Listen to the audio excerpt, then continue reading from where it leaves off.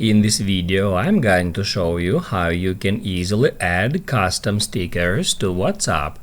Be sure to watch the video to the very end so you don't make any mistakes, and of course do not forget to like this video and subscribe to my channel. Thanks guys.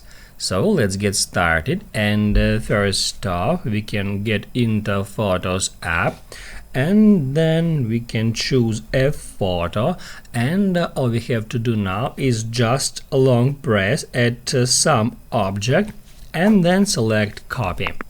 That will copy that object to our clipboard.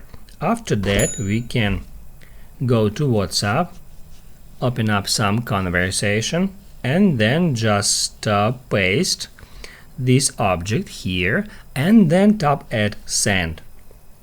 After that it will send this sticker to that conversation, and then we will be able to find that sticker because it is already created, and we can easily find it at recents, and then we can use that sticker again and again in any other conversation on WhatsApp.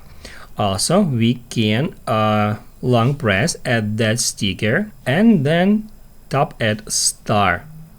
After that this sticker will be marked as favorited, and you will be able to find it right here at your favorites. That's how you can easily add stickers to WhatsApp.